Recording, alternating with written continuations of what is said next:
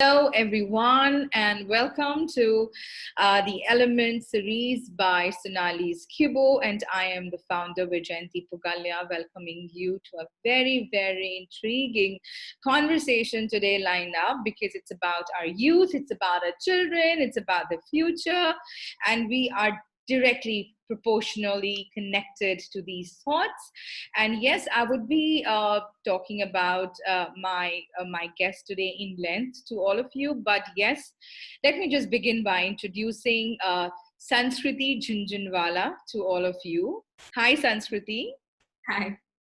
So, Sanskriti, there's a beautiful, lineup of introduction which I have for you. But before that, I thought that it is important for the viewers to understand what today's conversation is going to be all about. And yes, I would like to share my thoughts as usual, which is I think, Sanskriti, that schools and colleges, they play a very pivotal role in the career development of students, and they influence their values, they influence their attitudes, their career choices, which make them responsible citizens of tomorrow. They generate this community building, the commercial, the nature all about the future. Everything is dependent upon how we sort of map out their career, and regardless of the purpose of schooling, that one embraces, what is also very creative is to understand that at the end of the day, we want what is best for our children. We want to build a harmonious society.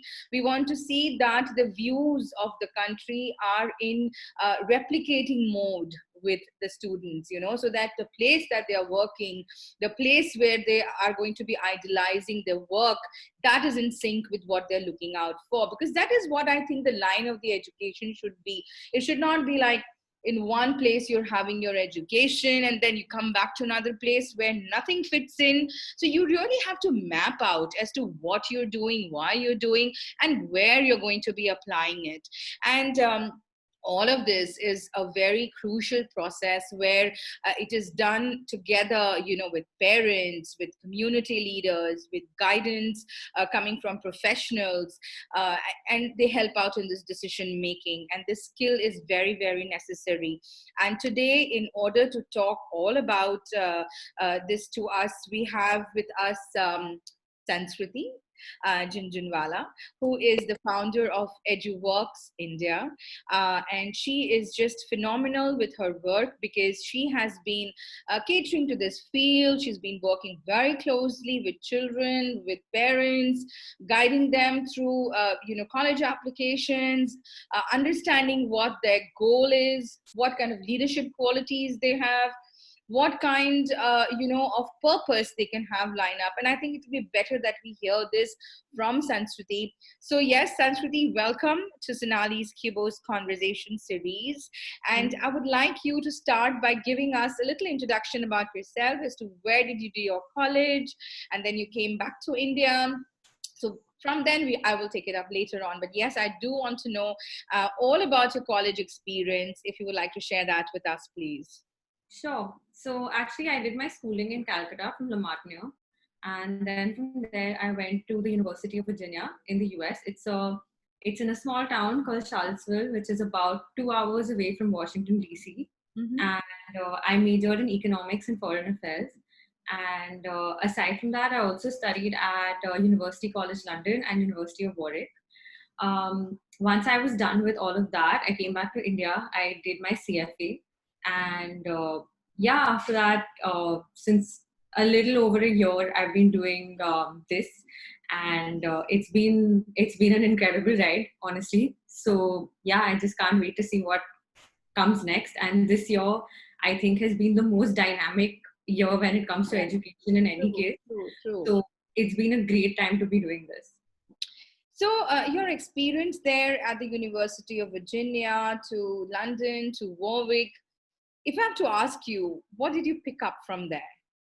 So I went from suburban USA to suburban UK and then the city of London. And I think that the main thing it taught me is how different each experience is.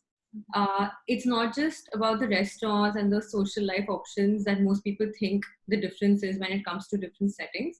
It's also the largest difference actually is in the way that the interaction between students changes as the setting changes. And I think that is where the question of fit really starts to matter.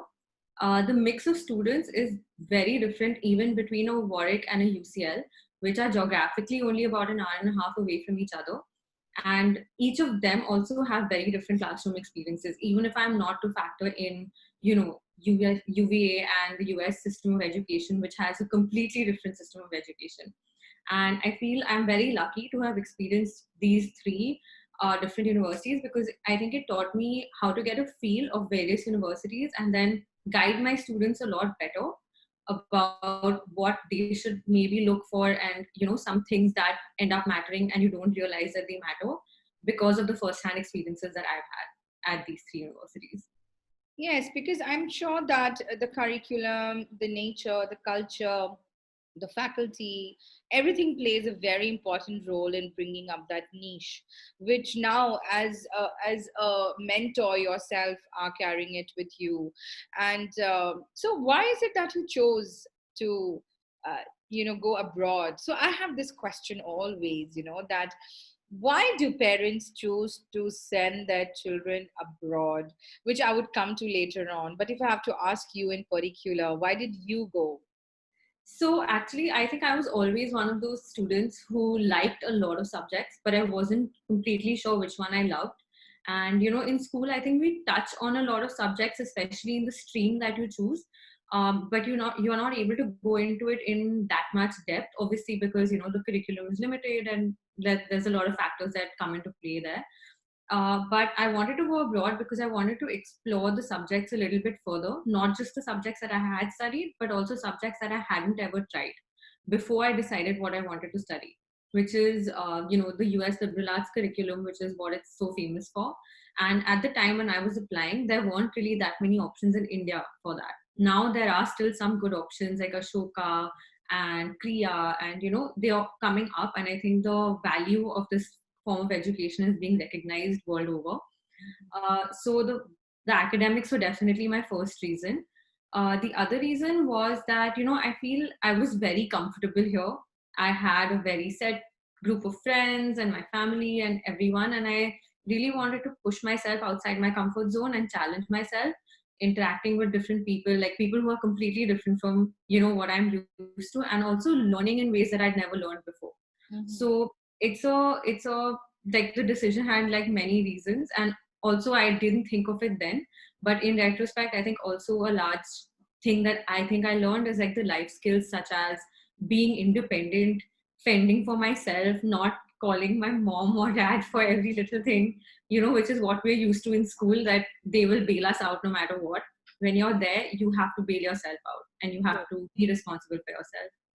So you would say that it makes you more independent, or a lot of life skills is also incorporated if you go abroad. So, Sanskriti, what do you think is the basic difference besides Indian and colleges abroad? So, I want to talk at a very general perspective, because I think it's a very small percentage of the people who are able to send their children abroad, and Yeah. or I should say the ones who sustain also staying abroad. So many of them come back, either they're homesick or they're not able to adjust. To the timetable, etc., or live up to the skills, because there is so much of skill development along with education that one needs to comply with. So even generally, as a mentor, because you're working with children, you're working as a founder of Eduworks, and guiding parents, guiding children, having so much of different levels of mentorship with them, what would you say? Why is it that parents aspire to send their children abroad, or children want to go abroad? Isn't there sort of enough or the correct platforms back here in our own country? So firstly, I don't think I can club colleges abroad under one category, because I think that every country has differences in their systems of education, and even within the country there are differences. Like even between an SRCC or a Xavier's in Calcutta versus an Ashoka or a Kriya that I mentioned, which are all in India, there's a very stark difference in the way that they operate.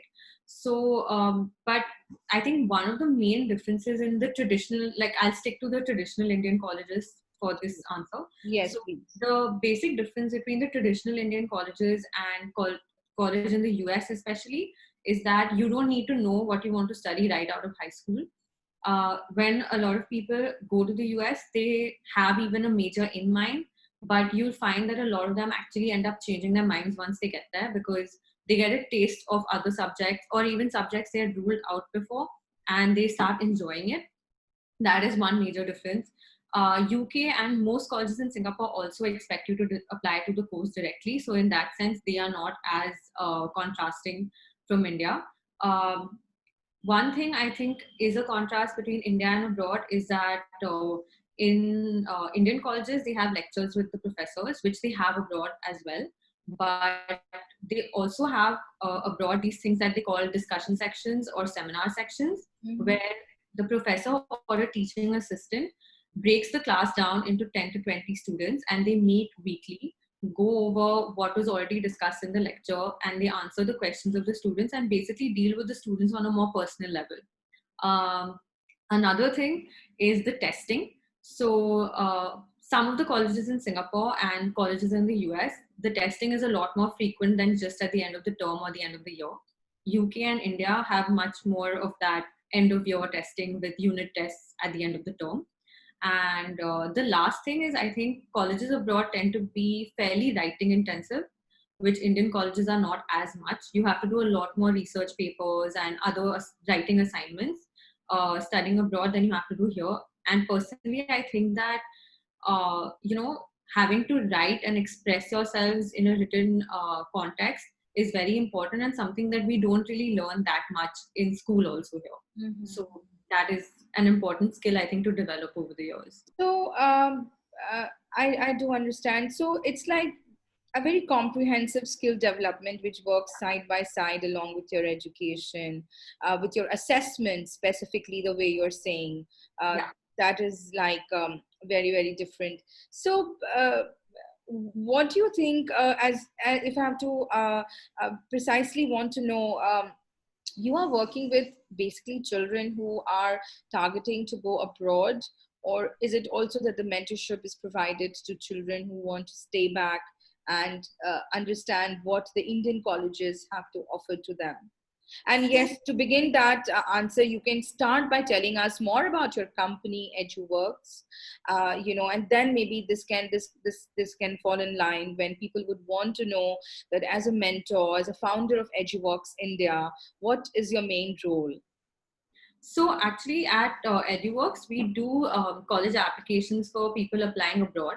But for people applying in India, we have a couple of other options. Like I do the career exploration for kids applying in India. And I think to some extent, it's more important for them because they need to make sure that they are applying to the right course, right? Because once you apply to Xavier's for economics, you can't switch to BCom. It's not easy, at least. It's an exception if they allow you to make that switch. So we do the career exploration, but I don't do college counseling for kids applying in India except to the liberal arts colleges, because those applications are actually a lot more comprehensive. They have an interview, they have essays. That's where my role really comes into play. Most of the traditional colleges, they work on a cutoff basis, so depending on your board results and then their entrance tests. So I can't really help them with their board preparation or their entrance test preparation. So I think it wouldn't be fair for me to charge people for that. But yeah, for the liberal arts colleges where they actually really want to get to know you as a person, that's where I come in. So I think that college applications can in general feel very overwhelming and very stressful, and having been through the process fairly recently, I would like to believe, I think I can still relate with the thousands of thoughts and concerns and myths that students deal with on a daily basis.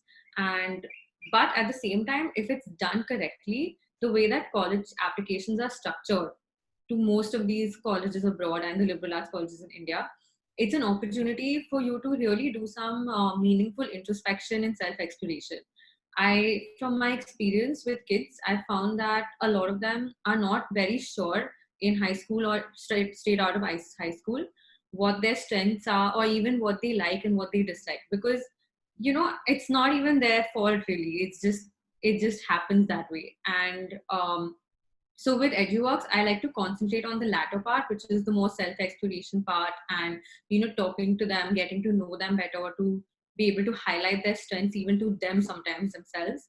And because once the process becomes more about you than about the deadlines that you're kind of rushing to meet, the stress reduces on its own to a large extent. And then the end result, if you have actually done that self-exploration and that introspection, the end result is a lot better than even the students sometimes would have imagined that it can be. So that is So basically.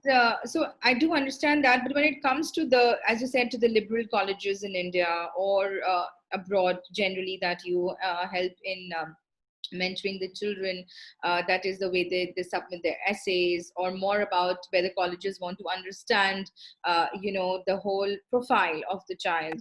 What is your what is your method? How do you have like a particular method? Do you have your own assessments, your own sort of modules wherein you do all these trainings? So what does that consist of? So I usually like to start with a little bit of career exploration. So that will include like a psychometric test and a couple of other exercises. That is more for me to kind of get to know the child better. Because I personally feel that if I don't know the child very well, I'm not going to be able to guide them to their best fit college. And a lot of foreign applications is about best fit, is something you hear very often, but it's very difficult to kind of put your finger on it. And so unless and until I know that child very well, I will not be able to give them the right advice. It's like sending a child who is much more comfortable in an urban setting to a rural college, and then they'll feel so depressed and homesick. And I think a lot of what happens when kids come back is that they haven't found the right fit. It's not that they wouldn't have been able to do well abroad or about that. I think it's just that they didn't find the right fit. They didn't. And every college has their own student body type. Right. So while that type within themselves is also varied, I think there is some merit to the fact that if you are not going to gel well with that type, you will not be able to make those meaningful friendships, and you will never feel happy enough being there. And then, the comparison starts that, Do you okay, my think life this is in more India. prevalent in the colleges abroad or even in India? I think, I think more abroad, simply because if you're in India, you still have a lot of, like, the people who you are with, you come from similar, like, The being culture, Indian the itself. the Yeah, the upbringing, the yeah. conditioning. Yes, I do understand. Yeah. Yeah. So being Indian itself is to some extent a common thread that you have. Even if you're not from the same city or whatever, you will still find people who are your type, or who you have things in common with. But when you're abroad, a lot of life is very independent. You have to do a lot of things on your own, and it can get lonely if you don't find the right people. So, it's very, very important to find that right fit, because you're going to be there for 3 years or 4 years, depending on what the college is. And it's not worth it spending 3 years or 4 years unhappily for a degree, I feel.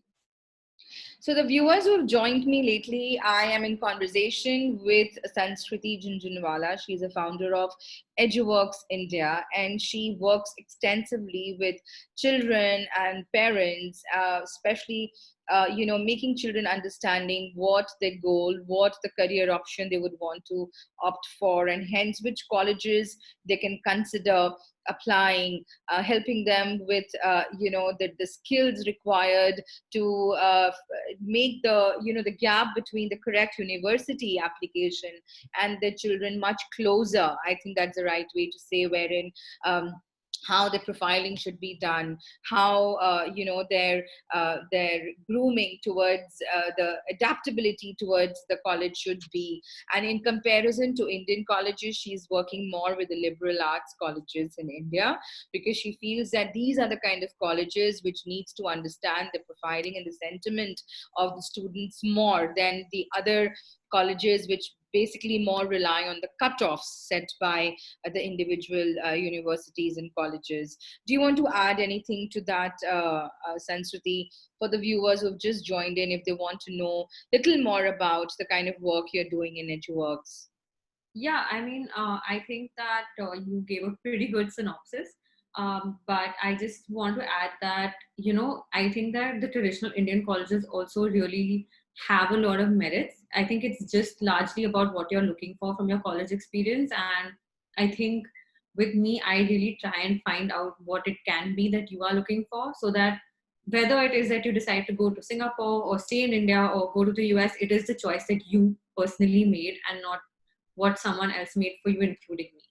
So, yeah. So I would like to ask you, from the experience that you've had with the children, any, I don't want you to name, but can you like recollect any particular child in terms of the goal setting, for the child that you must have helped him or her understand, which would give an, and the outlook to the viewers as to how the initiation process towards helping these children from your end is. So if you would want to share, Sanskriti.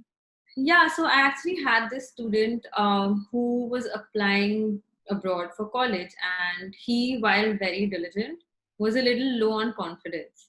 Now, he was a good student and very nice guy, sensitive person, and all of that. And I think that over the course of working with us, he slowly also realized his writing abilities, which is something he'd never thought about, because when we started working on the application, he did one draft and then we edited, and then another draft and then edited, and then he was one of those people that with every draft I could really see a strong improvement.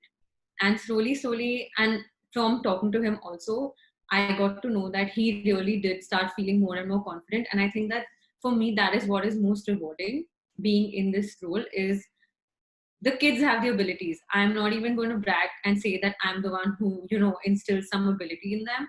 I think they have the ability, but just giving them that direction and the confidence to recognize that in themselves, that's it.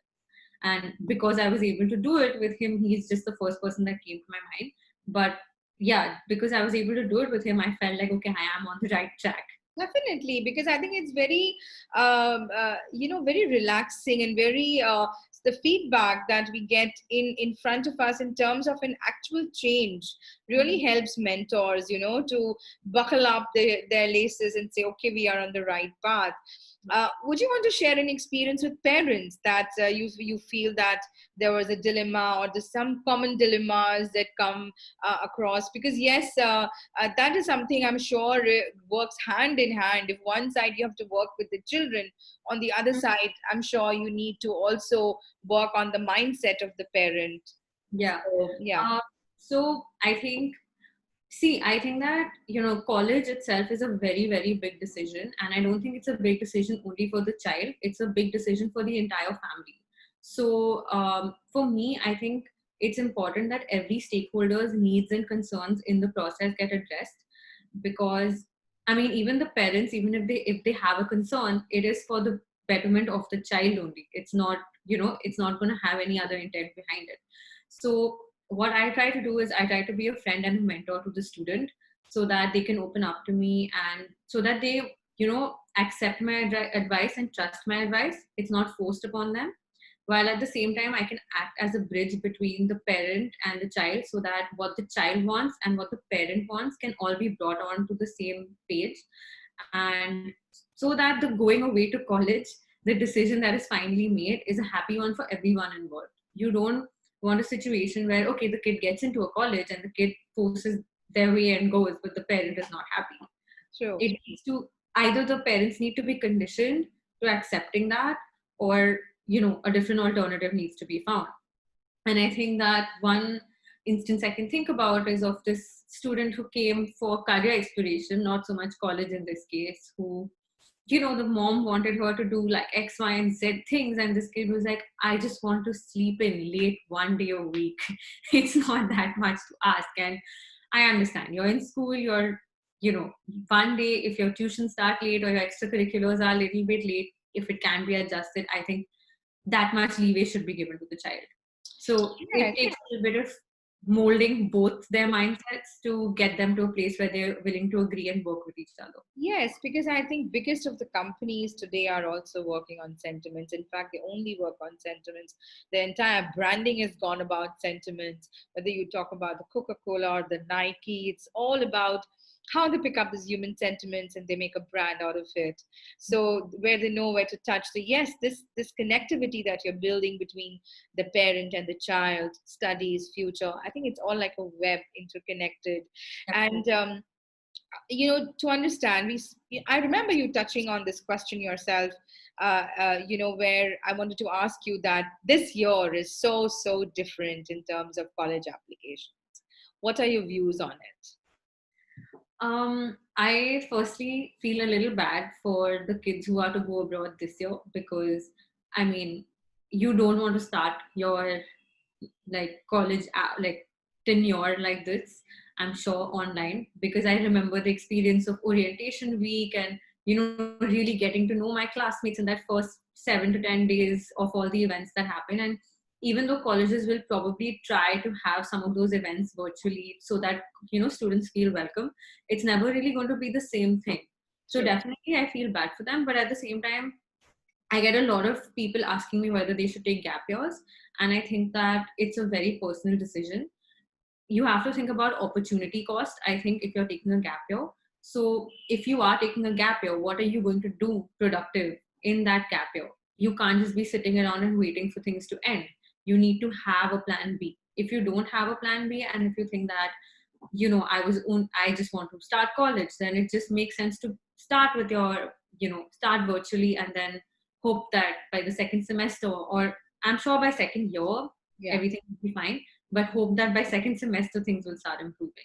No, I And can totally relate to that. Even if the ones like my son himself, as I was telling you, was in the first year when all of this has just started, and being in an Indian college here, very much in the city, also, there's a lot of doubt. There's a lot of drop in interest towards studies. There's a lot of hazy future, which is there, in front of their eyes, where they don't know what is lying in ahead of them. So I totally resonate. But in terms of your works with eduworks, and children, and with so much of as you said, things happening online now, with whether it's orientation a week or networking or knowing your classmates, etc.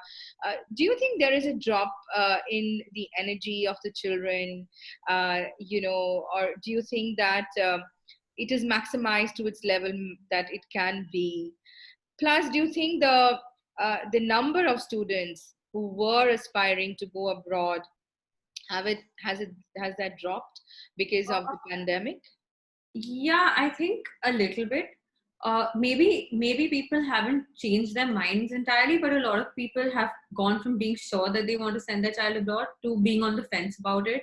A lot of people are kind of waiting to see how this all plays out before they decide, okay, should I let them apply? Should I not? Should we just stick to India for undergrad and then think about abroad for postgrad when things are calmer? Right. So definitely there has been a change.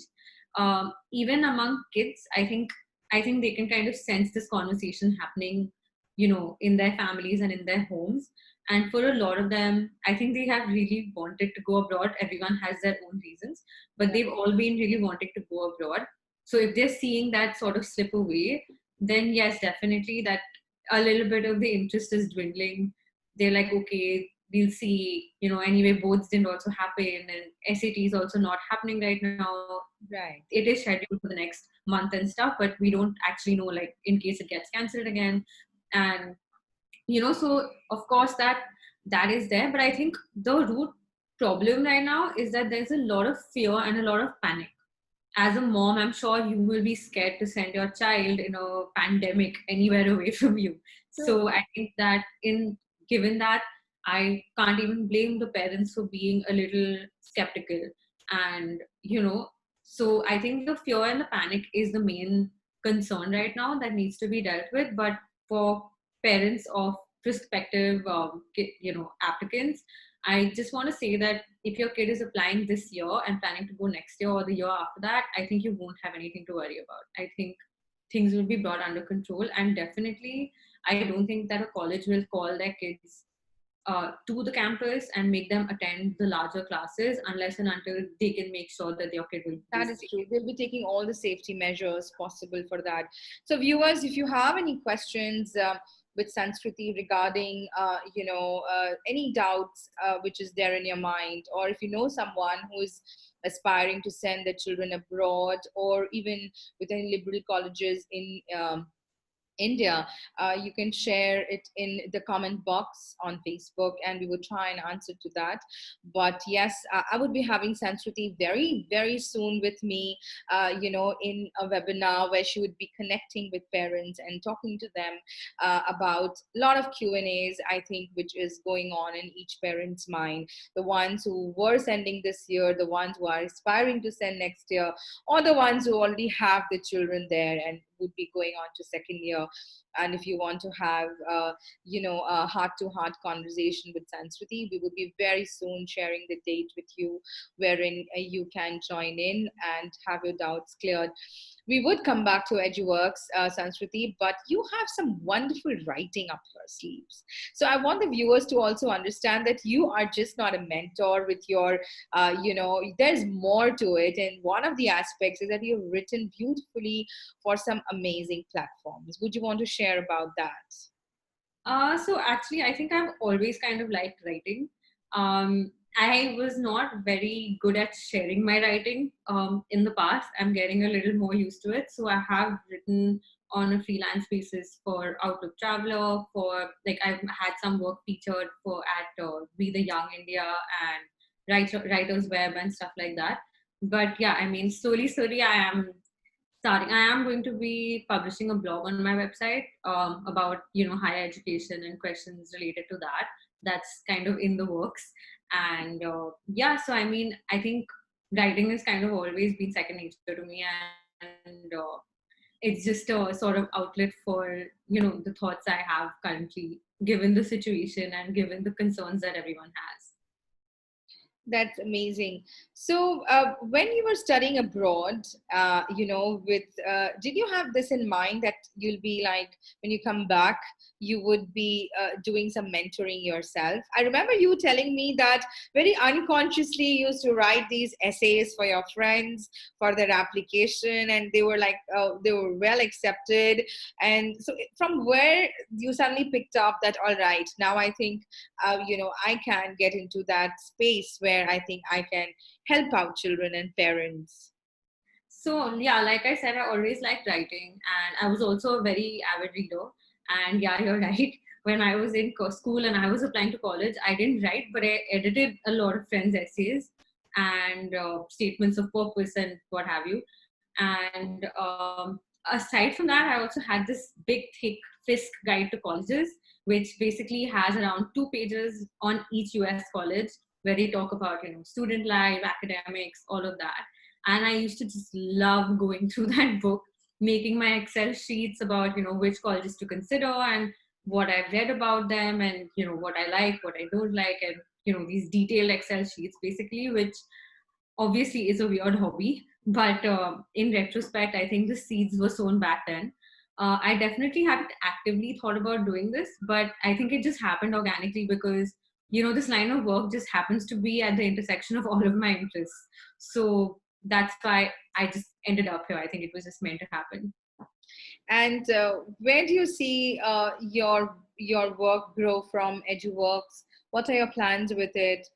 Are you planning to like sort of diversify in any way, or like, because we are in a situation right now where uncertainty prevails, but at the same time, a lot of changes and adaptability is happening, and as your entire system is based again digital, and how physically things have become less paired in terms of connectivity. So where do you see Eduworks take its flight to? What plans do you have with it? Yeah, I mean, I definitely want to continue doing the bits that I am currently doing. And at the same time, I think that there's still a lot that can be done in the field of education. So to that end, I've been conducting these skill building workshops in collaboration with different people. And the main aim of these is to kind of introduce students to new ways of thinking and analysis, and these kind of life skills that will help kids go a few steps further than your good academics would. I think it's very supplementary, but given that the schools in India are very constrained because they have a lot of students and not that many faculty members and all of those things, I think this supplementary education that I find very, very necessary is not happening as much. Of course, like for me also, I think I picked up those skills later on in college. But Right. if there's a way for me to, level the playing field a little bit more for kids applying from Calcutta, from India, and, helping them become more confident, become more communicative, and there's a lot of different things. Like we had a design thinking workshop, we had a critical thinking and entrepreneurship workshop, and they were all well received because these are not really integrated into the curriculum. They are different things that they will be introduced to slowly.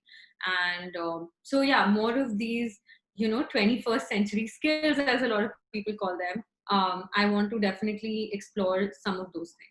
No, I totally agree to that, because I don't remember when we were in colleges, this contemporary education was anywhere near. It was very academic, very bookish. Very 2 plus 2 is equal to 4 kind of a thing.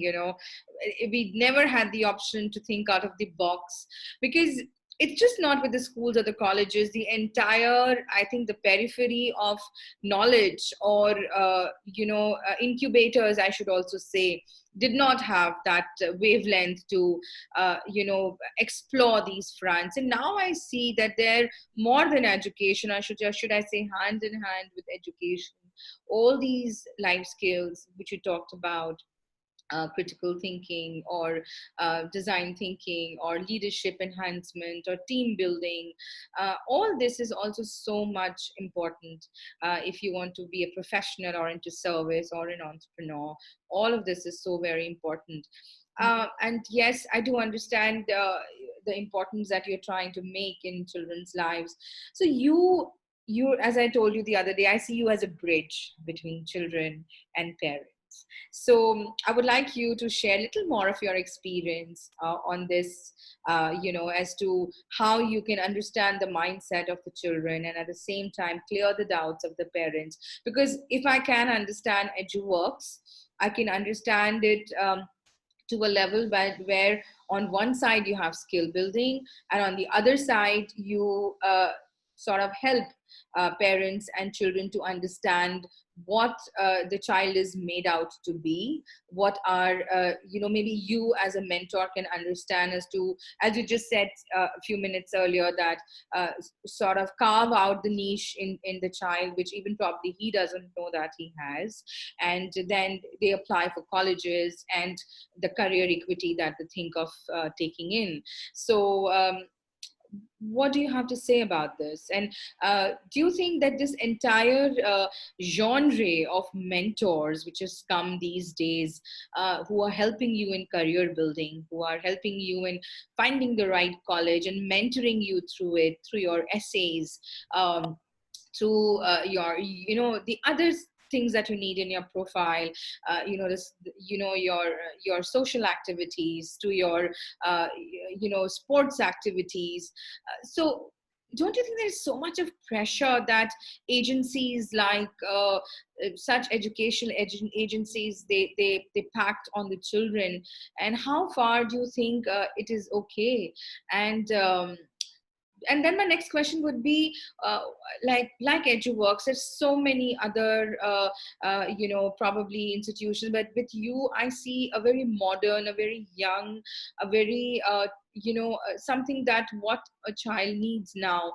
But yes, my question to you, after asking you about the pressure that is to build up one's profile, to apply for colleges, which I just said, that so much of pressure is given on the children by these agencies, because And this I'm telling you out of experience, because as a lay person, I would just probably think my child would apply in this college or that. But when even my son had to go through a complete process where so much was told to us that he has to build up this, he has to build up this, and all this is required to be just the right candidate for this particular university. How far do you think it is legitimate to have that pressure on the child? And secondly, what do you want to tell these agencies? Where do you think some of these agencies go wrong? I think that to address the first part at least, I think yes, profile building is definitely very, very important. But I think that, the way that we look at profile building can sometimes be very like end oriented. So the end of applying to college and getting into a good college, that shouldn't actually be the end. I think the point of profile building is for the child to actually explore what they're saying they want to study. So if I say that, okay, I want to go into marketing, say, but I have no basis for saying that I want to go into marketing, then the college is going to say, okay, you just probably found this word interesting and you're applying for it, versus if I say that I want to go into marketing and I've done, say, an internship with a social media marketing company, I've written a paper on how Red Bull marketed itself. The college knows that I have actually explored this interest, I know what it means, and that's why I'm saying I want to apply for this.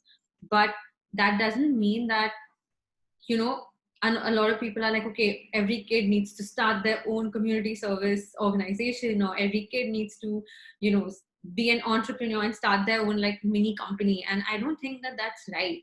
I think it depends on the context of the child, and I think that everything in this process should be about the kid. It should not be what you think, and it shouldn't be me projecting what I want or what I think should be done on the child. I think it's very, very personal to each child. True. Someone who's actually very, very community service oriented and has an idea of, targeting a particular problem or a particular segment of the population, they should definitely go ahead and start their own community service organization. But that doesn't mean that every kid needs to start their own community service organization. The True. college will understand that if I am actively participating in a community service organization versus starting one, it's still fine. Uh, Colleges do keep stressing on the importance of context, which is why I'm going on saying that right now. Yeah, But yeah. the context is genuinely very important. They see your activities in your context, and you cannot fool the admissions officers. They read thousands of applications a day. So if you try and like put in this, one thing which you think is really going to make them shine, but it doesn't actually go with who they are in the rest of the application, that Yeah, application is going to fail regardless. So yeah. you just did all of that for no reason. And I think that it's important to just take a step back and make sure that this is actually a sustainable thing, what you're saying. I True. think that the profile building should be something that helps the child later anyway. It True. is something that you want the child to try anyway, not just because you're applying to college. Yeah, Um, that is something true. and Yeah. I think that maybe I really don't know or want to comment on any other agencies, because I'm sure all their intentions are right. I'm sure all of them want their kids to get into the best colleges. But I think that maybe, while trying to guide them, maybe they sort of try and make each kid that entrepreneur or that founder of an organization, which may or may not fit with that kid's actual needs and wants, and adds that additional pressure on the kid that they didn't really want at this point. So, yeah. That's fantastic. So, yes, viewers, we are here with the founder of Eduworks India. And if you want to reach out to Sanskriti Jhunjhunwala and Eduworks, you can reach their website, right, Sanskriti? And Actually under maintenance, but but yes, you can locate them on Facebook and Instagram. The ones who want to reach out through me, I'll be very happy to connect you to Sanskriti. We are in the process of bringing something beautiful for the children and for the parents who are interested in certain areas of discussion, and we'll be sharing it very shortly with you, because I think even Sanskriti, you would agree that career education is an equity issue. Throughout our lives we play many roles. parents, we are students, and we are employees, and consumers, and citizens, and parents, to name a few.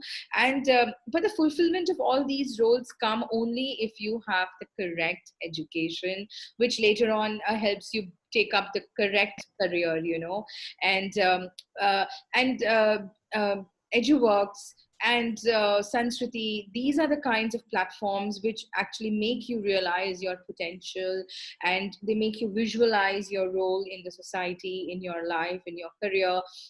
Because along with education, you need the skills which are necessary.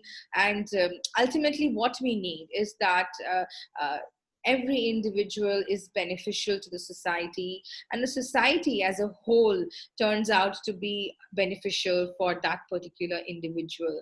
And that can be only possible if there is correct mentorship and correct guidance at the end of your education career, uh, you know a general education career. And then when you start aspiring, and that's the reason I called it an equity matter, because actually education is an equity matter. You what you invest is something what you reap later on. So yes, it was phenomenal interacting with you, Sanskriti, today, and I'm sure a lot of people have come to know as to what kind of mentorship you are able to extend to children and parents with Eduworks. And I'm so looking forward myself to have you on my platforms, where we can have some engaging conversations with children and parents, and maybe share some light on certain issues which will help them in their careers to come. So thank you so much, and it was a pleasure having you with me.